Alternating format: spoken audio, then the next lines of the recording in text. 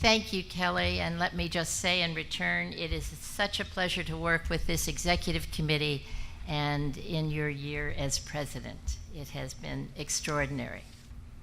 This was a full year for the Association of American Law Schools.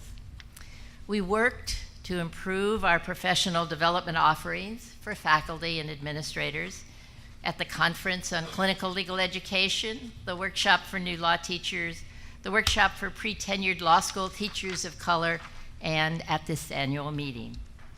In order to be a more effective learned society for law faculty, we've reached out to the chairs of the 101 sections of AALS to ensure better programming at the annual meetings, as well as to encourage each section to make greater use of their website and their listserv throughout the year to improve scholarship and teaching in their field of interest. AALS is also working to improve services to member schools by continuing efforts to revamp the membership review process, to emphasize peer review more, and to focus on the core values of the association.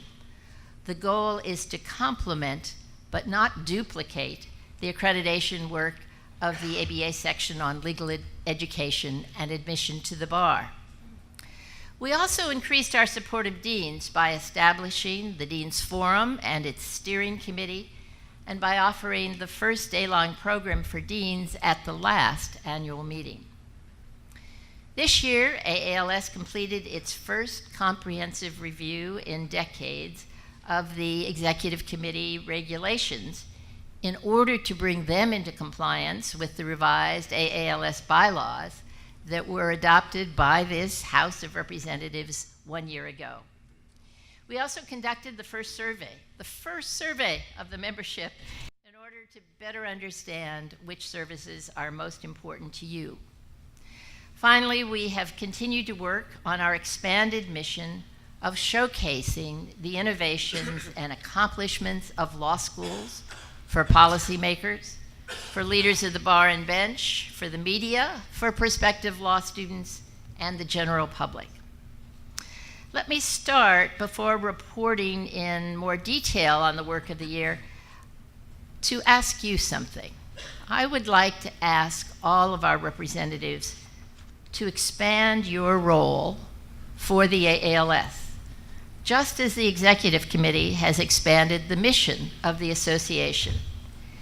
In particular, we invite you to serve as an ambassador for AALS to your own school faculty and administrators. No change could make more of a difference for AALS and for legal education. You could reach out to newly hired faculty and administrators, for example, to explain the AALS. You could also encourage some of your most productive faculty to be more active in the AALS section or sections that reflect their fields of interest. You might also undertake to recommend colleagues at your school or at other schools that you work with to serve on AALS committees, such as the Membership Review Committee, the Program Committee, the Executive Committee. We know that most of the work of AALS is done by dedicated volunteers. Without your efforts, there would be no professional development meetings or membership review. Indeed, without dedicated volunteers, many of whom are in this room, there would be no AALS. All right, let me turn to some of our professional development work. We continue to work to keep down costs for attending the annual meeting and on improving the experience of those of you who do. The 110th meeting was held in Midtown Manhattan last January. For the first time, we provided a 50% discount on the meeting fee for new faculty in their first 3 years of teaching and for retired faculty. We were able to negotiate room rates below $200 a night in Midtown Manhattan, and an opening plenary replaced the association lunch, making it possible for you to hear the keynote speaker or speakers without having to pay for a hotel lunch. For this meeting, we were able to keep room rates below $175 and again offered that 50% discount in the meeting fee both to new and to retired faculty. Last year, a coffee was held for the very first time for leaders from the New York area bar and bench, and they were invited to attend any of the sessions on one day of that meeting. We have similarly invited members of the bar and bench in Northern California to attend tomorrow's sessions. The goal is to build better bridges between the academy and the bar and the bench. Please introduce yourself to our visitors. Join our efforts to make them feel welcome. This year, we again set aside a number of slots in the program for programs designed for new law teachers. We also held an orientation session for first-time meeting attendees. For only the second time, the workshop for pre-tenured law school teachers of color is being held during the annual meeting. We found last year that by moving it from the spring to the annual meeting, attendance nearly tripled. On services to sections, the staff at AALS has undertaken a number of actions to improve the quality of services we provide to section chairs and their members, because sections, after all, are the primary contact most faculty have with AALS. Our 101 sections have almost 10,000 law school faculty and professional staff as members. We've continued to streamline the process for section chairs to report the topic of their program, to provide information about speakers online. A new periodic email communication, suitably entitled The Section Counselor, has been sent to all section chairs and chairs-elect throughout the year. The goal is to provide original content and resources to increase the level of member engagement and the intellectual vitality of our section through calls for papers, newsletters, online discussion groups, section websites, symposia. In addition, the sections page on the website now includes an online library of resources that's easily accessible by section officers and members. The goal is to minimize paperwork for section chairs, to encourage them to develop programs that will increase the quality of scholarship and teaching in their field of expertise. Improving membership review and services for deans. AALS, at the direction of the Executive Committee, has revamped the membership review process over the past 3 years to focus more on core values, particularly scholarship, teaching, shared governance, and diversity, including diversity of backgrounds and viewpoints. We've also restructured the membership review process so it relies more on peer review and less on requiring additional reports from schools. AALS reporters are asked to explain these changes to the schools they visit, as well as the differences between membership review and the accreditation work of the ABA. The goal is to make membership review both more useful and less of a burden to member schools. For the past several years, we've devoted time and resources to better serving deans. We've established the Deans Forum for deans of all member and fee-paid schools, so they have a structure to work together on issues of mutual importance. There's a steering committee of 14 or 15 deans that enable them to work on projects between annual meetings. The 2017 steering committee is chaired by Dan Rodriguez, who is the dean at Northwestern Pritzker School of Law. He's established a number of subcommittees, and they are working on a range of pressing matters, including the growing number of state bar requirements, the decline in many jurisdictions of bar passage, and to assess the ABA standards on behalf of deans. Serving as a voice for legal education. We continue to work to improve our website and our social media channels. The homepage of the website now showcases the innovations and accomplishments of law schools. A new section illuminates the many pro bono and community service activities of law school students and faculty. The staff maintains a compilation of news stories that is added to the website on a weekly basis. You may, if you wish, sign up and receive a weekly email of the news clip updates. There's a calendar of upcoming symposia at law schools around the country and a newsroom section that enables media to link quickly to faculty at schools around the country. Our efforts to repair the reputation of legal education go far beyond the website. We make extensive use of social media to provide the various audiences of policymakers, media, prospective law students with more accurate information about legal education. National reporters typically follow at most a handful of schools. AALS, by contrast, follows all of our member law schools on Twitter, LinkedIn, Facebook, YouTube.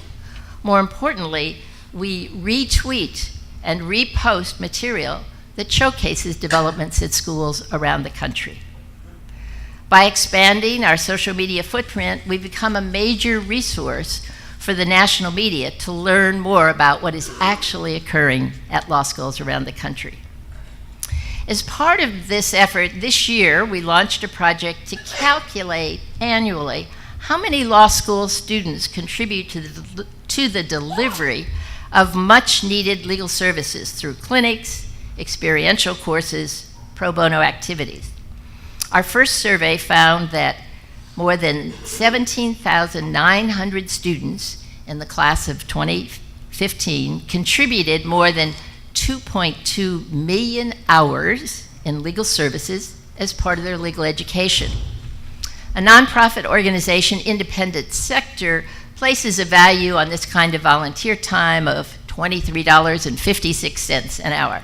If we use this rate, we can say that students in the class contributed more than $52 million worth of legal services while they were busy preparing to be ever more skilled lawyers at graduation.